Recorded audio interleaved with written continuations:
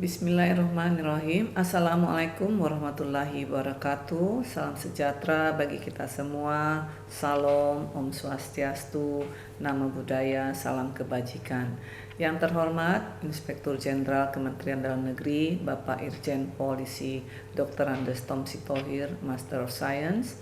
Yang saya hormati pula Bapak Gubernur Provinsi Jambi, Bapak Dr. Haji Al-Haris, Sarjana Sosial, Master Hukum, beserta jajaran pemerintah Provinsi Jambi, para Forkopimda Provinsi Jambi yang saya banggakan, juga yang saya hormati Wali Kota Jambi, Bapak Dr.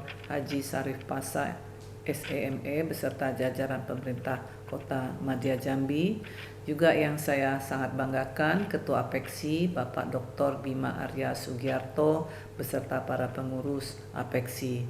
Dan yang saya sayangi Ketua PKK Provinsi Jambi, Ibu Hajah Hesnidar Haris, beserta pengurus tim PKK Provinsi Jambi, serta yang saya sayangi juga Ketua PKK Kota Jambi, Ibu Hajah Yudana Pasa, beserta pengurus tim penggerak PKK Kota Madya Jambi, dan juga yang saya hormati para tokoh adat, agama, perempuan, pemuda, dan tokoh masyarakat lainnya, juga hadirin yang saya hormati.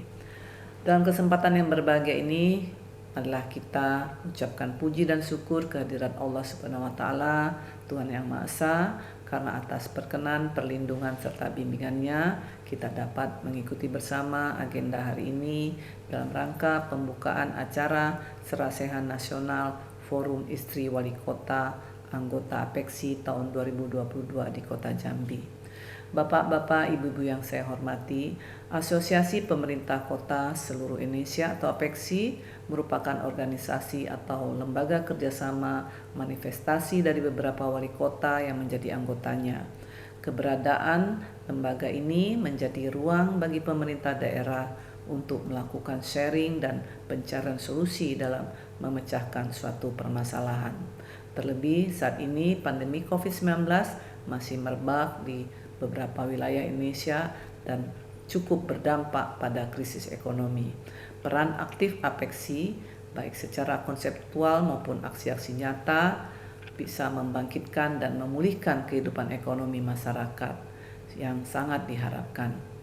Kiprah wali kota dalam memimpin pembangunan daerah tidak terlepas dari peran sosok istri yang mendampinginya. Istri wali kota tidak hanya berperan sebagai kodrati, sebagai ibu rumah tangga, tetapi lebih dari itu, istri wali kota juga berperan secara langsung dalam pelaksanaan pembangunan di daerah melalui wadah penggerak pemberdayaan dan kesejahteraan keluarga atau PKK, juga di Dewan Kerajinan Nasional Daerah atau Dekranasda, serta peran lain sebagai Bunda PAUD, Duta Parenting, dan berbagai organisasi informal lainnya yang melibatkan sentuhan dan kepemimpinan dari istri wali kota. Dari 7 agenda pembangunan nasional yang termuat dalam Rencana Pembangunan Jangka Menengah Nasional atau RPJMN 2020-2024, terdapat 4 agenda yang berkaitan dengan gerakan PKK, yaitu memperkuat ketahanan ekonomi, revolusi mental, memperkuat layanan dasar, dan membangun lingkungan hidup. Keempat agenda tersebut menjadi pedoman dalam pelaksanaan 10 program pokok PKK yang dalam jangka waktu 2021 sampai 2024 dilaksanakan oleh tiap tim penggerak PKK di semua tingkatan, baik pusat maupun daerah. Dalam melaksanakan keempat agenda dimaksud, masih terdapat 3 isu utama gerakan PKK, yaitu 1.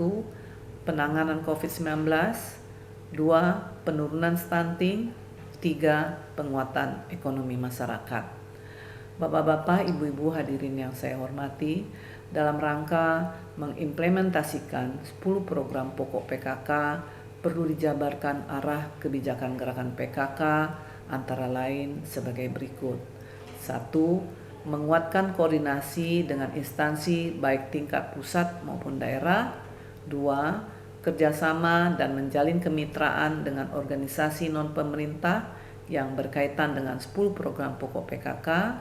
3. Melaksanakan bimbingan teknis pengembangan SDM, pengurus dan kader di bidang sosial dan ekonomi. 4. Melaksanakan pelatihan dan bimbingan teknis pengelolaan UMKM atau IKM berbasis digital. 5. Mengoptimalkan sosialisasi dan koordinasi berbasis dalam jaringan atau daring. 6. Upaya penurunan angka stunting. 7. Optimalisasi pemenuhan layanan kesehatan. Serta 8. Konsultasi publik terhadap regulasi gerakan PKK terbaru bagi OPD pembina PKK, kecamatan, dan kelurahan desa. Sehubungan dengan hal-hal tersebut di atas, dalam rangka mendukung implementasi 10 program pokok PKK tersebut, pemerintah melalui Kemendagri telah menetapkan 2 kebijakan, yaitu Peraturan Menteri Dalam Negeri atau Permendagri.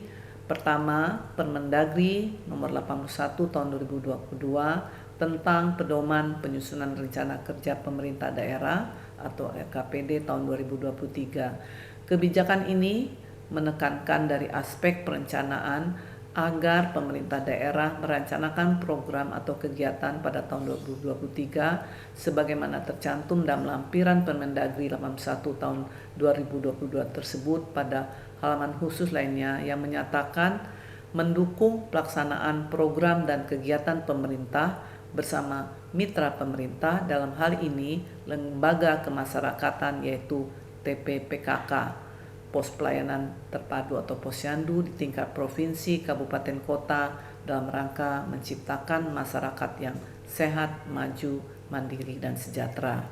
Kedua, Permendagri nomor 84 tahun 2022 tentang pedoman penyusunan anggaran pendapatan dan belanja daerah atau APBD tahun anggaran 2023. Kebijakan ini menekankan dari aspek penganggaran agar pemerintah daerah menyediakan slot anggaran untuk kegiatan PKK tahun anggaran 2023 sebagaimana tercantum dalam lampiran Permendagri nomor 84 tahun 2022 huruf G.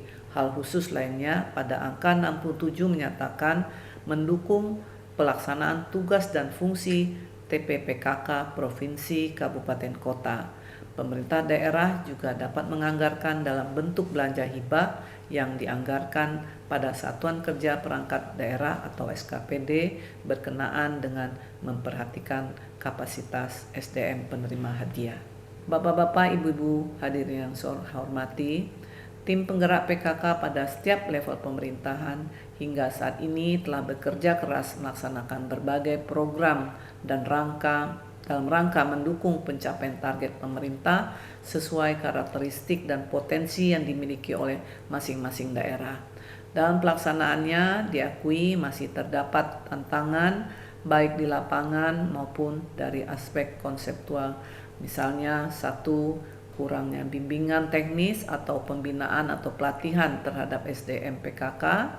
2. Belum optimalnya tata kelola administrasi PKK melalui sistem informasi manajemen PKK.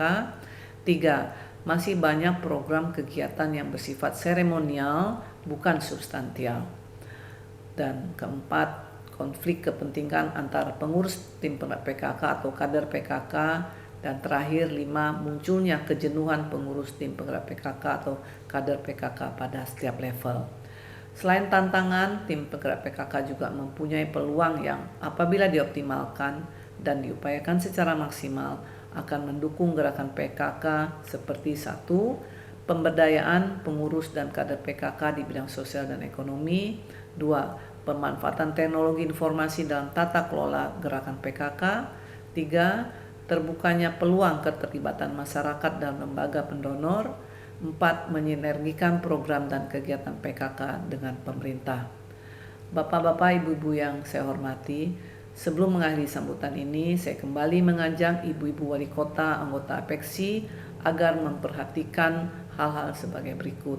1. Tetap menggerakkan kembali kampanye untuk memutus rantai penyebaran COVID-19 melalui himbauan dalam gerakan tim penggerak PKK dan praktik langsung pada keluarga tentang bagaimana menerapkan protokol kesehatan. 2. Berkontribusi secara nyata dalam percepatan penurunan angka stunting.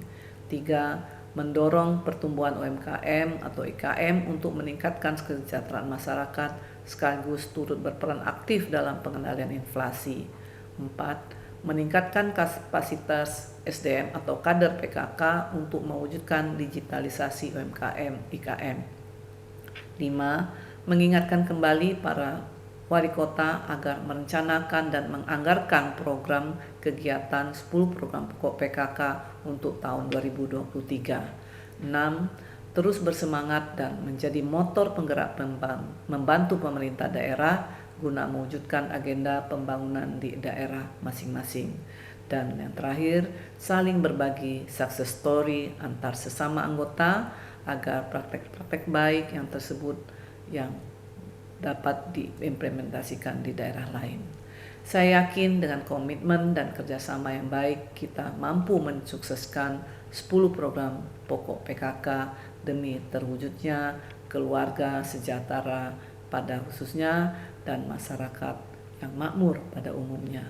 Selanjutnya, selaku Ketua Umum Tim Penggerak PKK, saya mengucapkan terima kasih kepada Gubernur Jambi dan Ketua Tim Penggerak PKK Provinsi Jambi.